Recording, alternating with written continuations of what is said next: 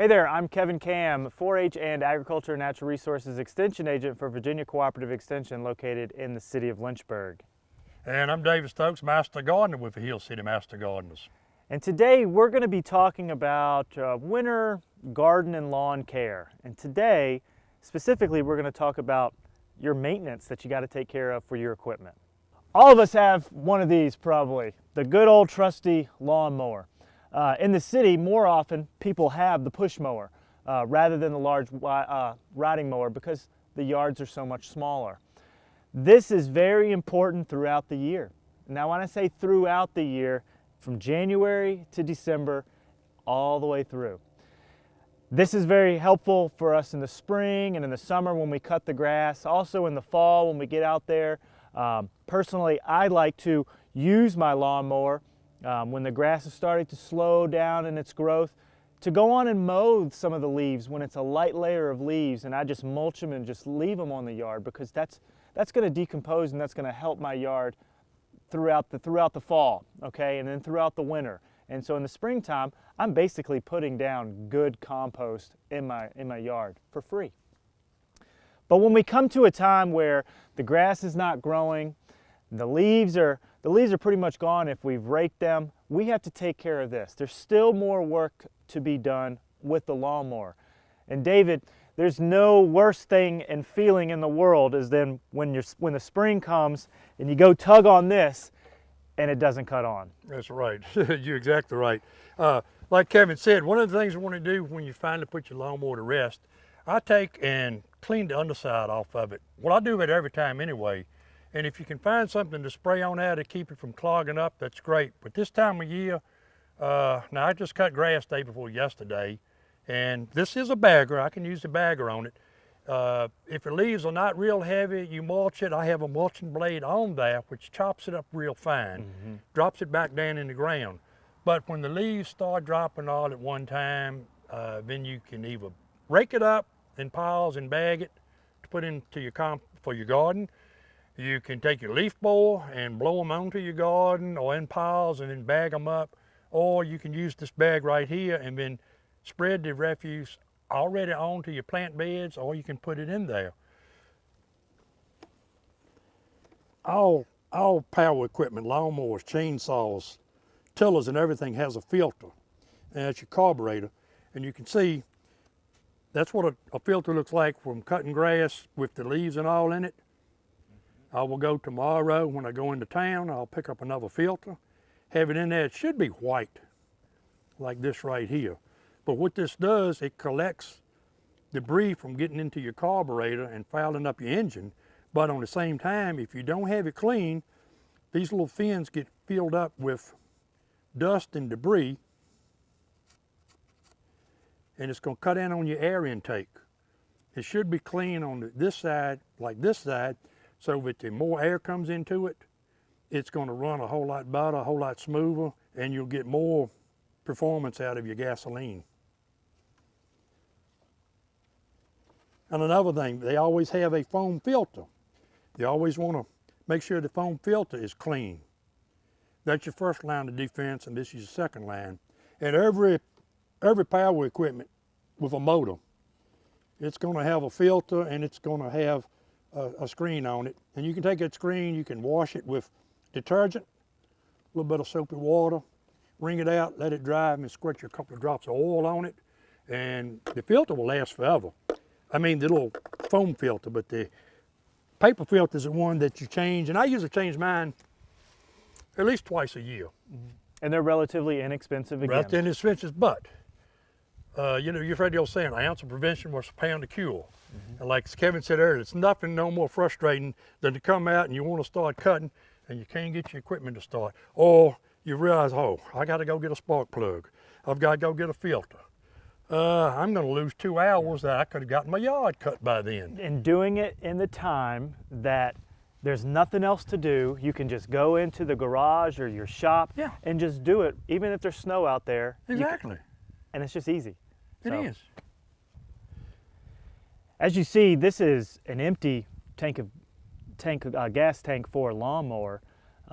That's one way that you can overwinter it with Yes. it being empty. Now there's some other ways too, David. Can you want to explain those real quick? Well, in other ways, if you're not gonna keep it full during the winter with gas and stable, you want to fill it up and leave it in there, and that will protect it all during the winter.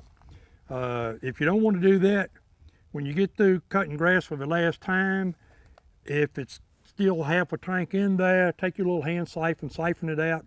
If you can still see a little bit of gas down in the bottom, crank it up and take and either hold a handle or take a piece of cloth and tie it to it and let it run until it runs completely out. And another thing, next spring, you always want to change and put fresh oil in it. You always, and before you cut grass, every time you go to cut grass, take your little dipstick, check it to make sure you've got oil to the full mark. Depending on how often you cut grass, usually you change your oil about, they recommend every 30 hours. I change my oil probably 2 to 3 times a year because I have to use it so much.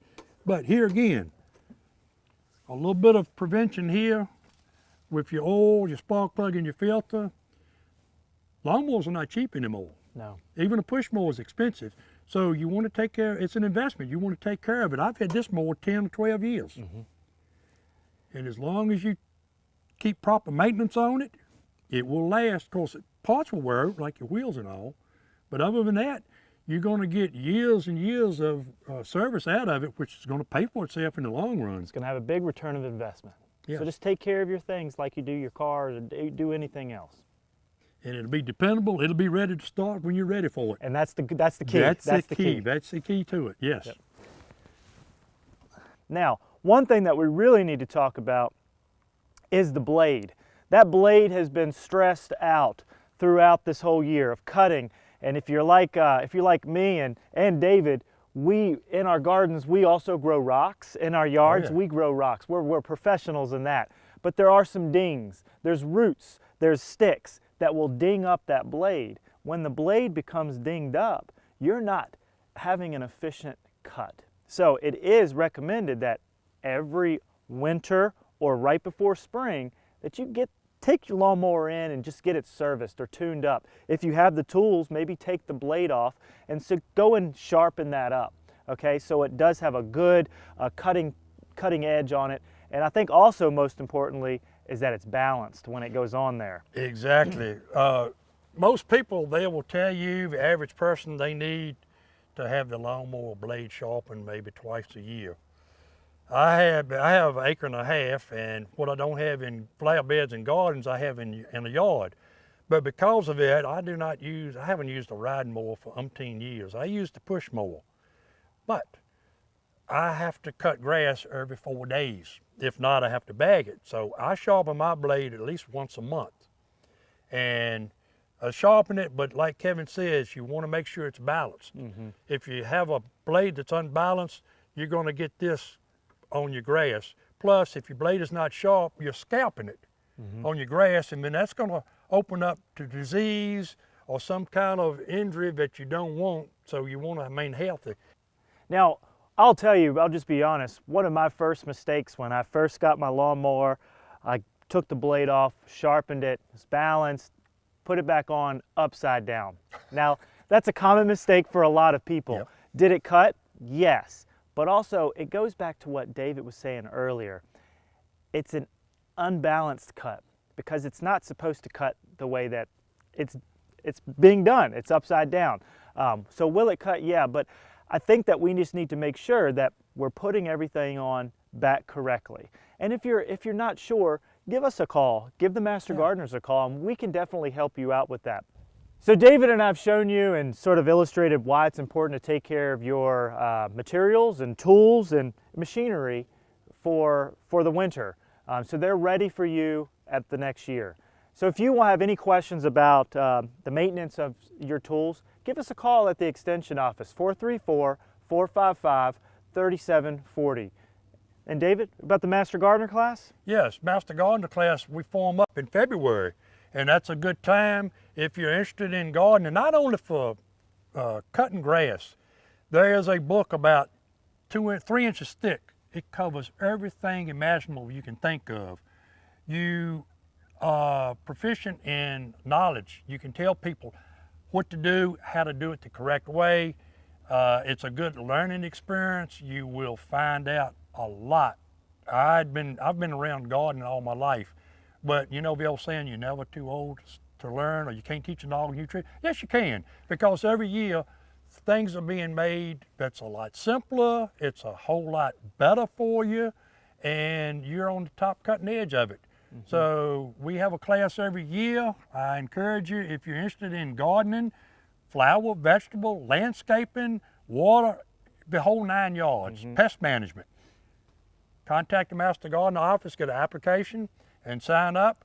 You'll be very glad you did it. You will be a volunteer steward or ambassador from Virginia Tech. Kevin gets paid, we get volunteered. There you go.